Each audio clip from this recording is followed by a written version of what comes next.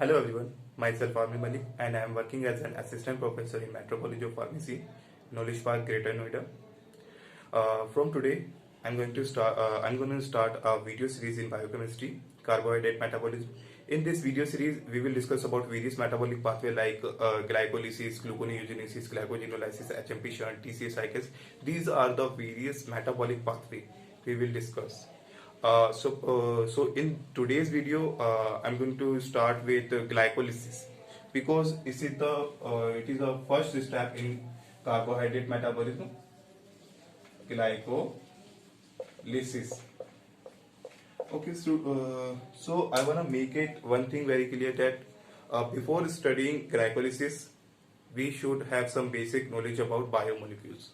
Biomolecules के बारे में हमें कुछ चीजें मालूम होनी चाहिए, तभी आप इन सब रिएक्शंस को ज़्यादा अच्छे से समझ पाओगे।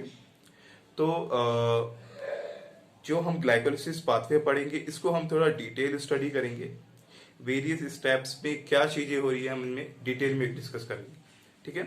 तो फर्स्ट स्टार्ट विद ग्लाइकोलिसिस की अगर हम बात करें तो ग्लाइकोलिसिस में हम क्या करते हैं, ग्लूकोज का कन्वर्जन करते हैं किसके अंदर, पायरुवेट के अंदर। मीन्स इसके अंदर क्या है, ग्लूकोज तो प्रेजेंट होगा, या हम इन जनरल कर सकते हैं कार्बोहाइड्रेट तो प्रेजेंट होंगे,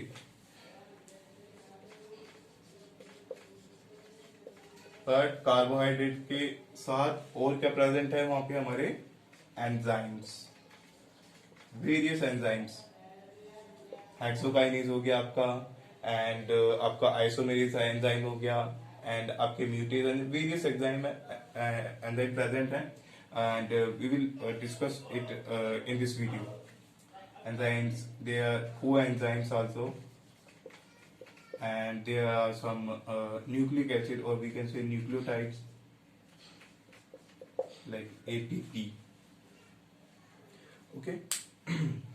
So in glycolysis we will discuss about carbohydrate metabolism, but before carbohydrate metabolism, or we can say glucose metabolism, we should know about these things. What are enzymes, how they interact, what are coenzymes, how they interact, and what are nucleotide and how they interact in our carbohydrate metabolism. अगर suppose मैं बात करूं कि glucose को convert करना है glucose 6 phosphate के अंदर, which is the first step in glycolysis. But अगर हम बात करें तो सपोज अगर हम स्टार्टिंग से बात करते हैं, सपोज मेरी बॉडी के अंदर जो है, मैं अगर फूड कोई भी खाना खाया मैंने, तो मेरी बॉडी के अंदर क्या होता है कि वो फूड पार्टिकल्स जो है ब्रेक डाउन होते हैं। सपोज अगर बात करें ग्लूकोज की, तो ग्लूकोज क्या हुआ कि मेरी बॉडी के अंदर एब्जॉर्ब हुआ, ब्लड के अंदर आ गया, बट उस ब्लड के अंदर जो ग्लूकोज प्रेजेंट है उसको हमें कहाँ पे भेजना है, सेल के अंदर भेजना है। बिकॉज जो ग्लाइकोलिसिस है वो आपकी कहाँ पर होती है, साइटोप्लाज्म के अंदर। It occurs in cytoplasm. अब देखो साइटोप्लाज्म, ठीक है, तो ये साइटोप्लाज्म जो है आपका, ठीक है, ये कहां पे प्रेजेंट है, सेल के अंदर प्रेजेंट है। अब आपका ग्लूकोज सेल के बाहर प्रेजेंट है, तो इस ग्लूकोज को सेल के अंदर भी कौन लेके जाएगा, आपका एक एंजाइम लेकर जाएगा, ठीक है। वो एंजाइम क्या कर रहा है, आपके जो ग्लूकोज आपका सेल के जो ब्लड के अंदर प्रेजेंट था उसको आपको सेल के अंदर ट्रांसफर कर रहा है, ठीक है। तो आपके एंजाइम्स जो है काफी इंपॉर्टेंट रोल प्ले करते हैं, डिफरेंट डिफरेंट रिएक्शन में उनका डिफरेंट डिफरेंट रोल होता है, एंड इन ग्लाइकोलिसिस आपके एंजाइम्स का काफी इंपॉर्टेंट रोल है। बट वहीं हम बात करें कोएंजाइम्स की, तो कोएंजाइम्स क्या होते हैं, जो हमारे एंजाइम्स की हेल्प करते हैं या एंजाइम की एक्टिविटी को इंक्रीज करते हैं, ठीक है। देन अगर हम कोएंजाइम की बात करें तो आपने मैग्नीशियम आयन भी देखोगे, ठीक है। जब हमारा एटीपी एडीपी के अंदर कन्वर्ट होता है, एटीपी आपने कुछ इस तरीके से रिएक्शन देखी होगी कि एटीपी जो है आपका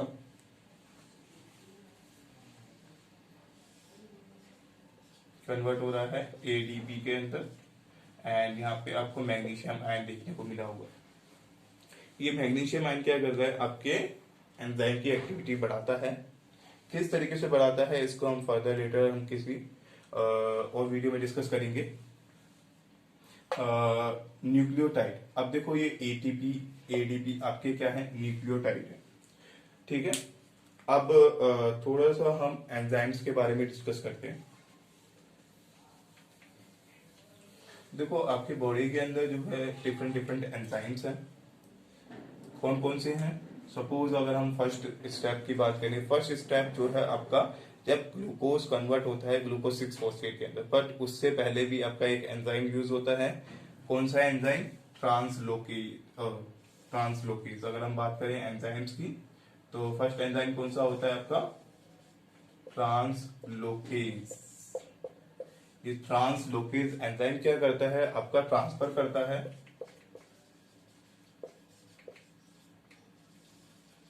glucose from blood to cytoplasm.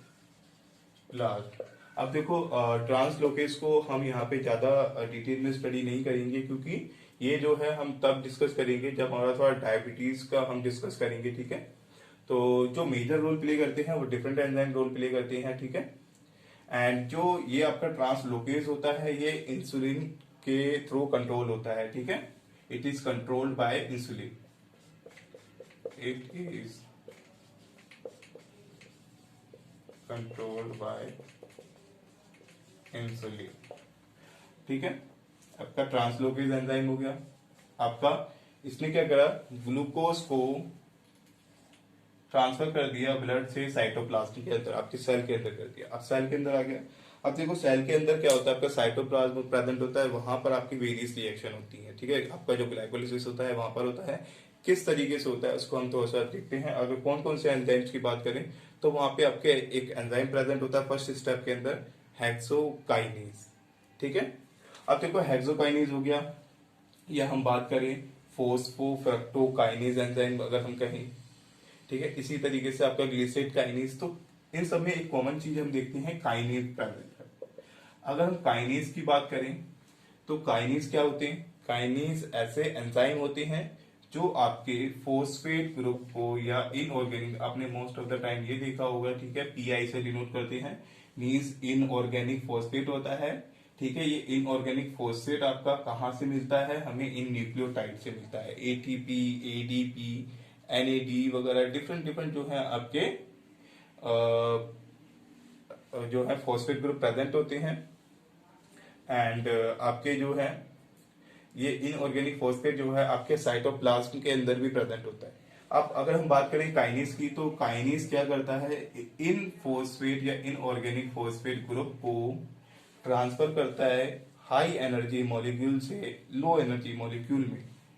तो सपोज एटीपी जो है हमारा, अगर हम फर्स्ट स्टेप की बात करते हैं, फर्स्ट स्टेप में क्या होता है हमारा, कि जो ग्लूकोज है वो किस में कन्वर्ट होता है?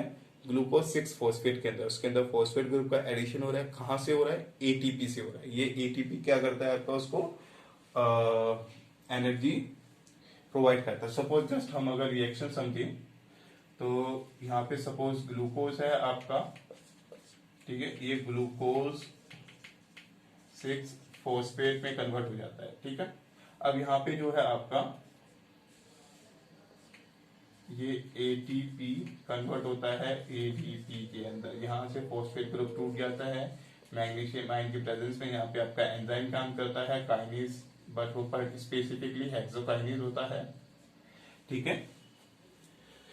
अब देखो यहाँ पे एटीपी टूट रहा है, यहाँ पे 3 एटीपी थे, तो मतलब 3 फॉस्फेट ग्रुप थे, एटीपी, ठीक है, यहाँ पे 2 है, मीन्स यहाँ से एक फॉस्फेट ग्रुप निकला।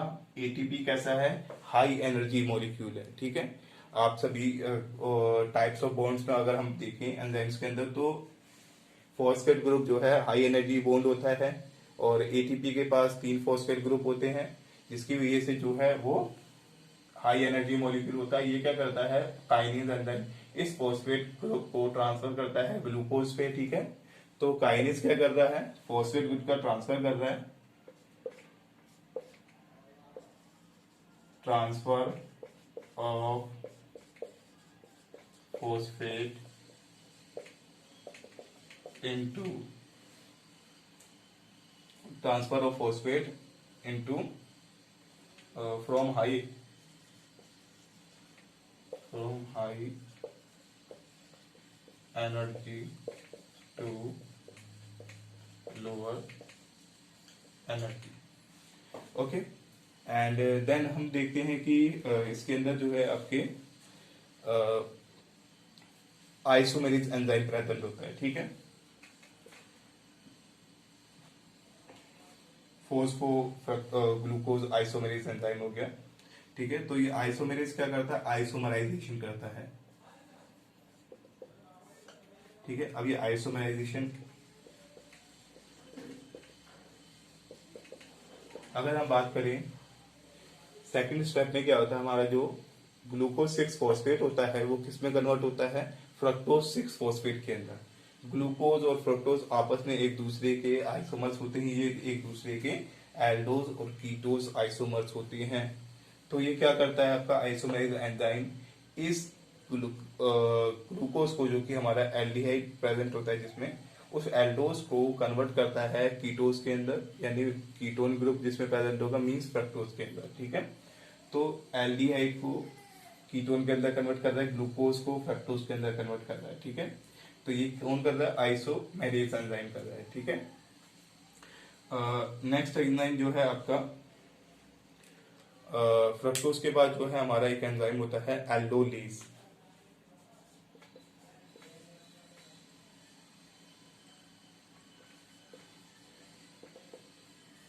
एल्डोलेज, अब देखो एल्डोलेज जो है आपका इसमें आपका फ्रक्टोज बाइफॉस्फेट को कन्वर्ट करता है किसके अंदर, दो मॉलिक्यूल के अंदर। कौन कौन से वो दो मॉलिक्यूल होते हैं हमारे, एक एल्डिहाइड और एक कीटोन।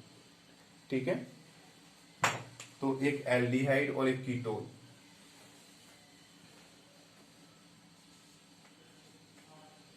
इसको हम इस तरीके से लिख सकते हैं, convert into two molecule। ये दो मॉलिक्यूल्स कौन से होंगे हमारे, convert into two molecules aldehyde and ketone, aldehyde and ketone. ठीक है, उस स्टेप में क्या होता है हमारा कि जो फ्रक्टोज होता है वो ब्रेक डाउन होता है किस किस के अंदर, एक डाईहाइड्रोक्सी एसीटोन फॉस्फेट के अंदर, एक ग्लिसरल्डिहाइड 3 फॉस्फेट के अंदर। जब हम रिएक्शन देखेंगे तब हमें ये चीजें समझ में आएंगी, बट बिफोर रिएक्शन इन चीजों को थोड़ा सा समझना हमारे लिए इंपॉर्टेंट है। ठीक है, नेक्स्ट जो एंजाइम है आपका एक होता है ओके एक एंजाइम हमारा और होता है, कौन सा, म्यूटेज। ठीक है, अब देखो ये म्यूटेज एंजाइम की अगर हम बात करें तो ये क्या करता है, फंक्शनल ग्रुप को मूव कराता है। तो ये क्या करता है, मूवमेंट ऑफ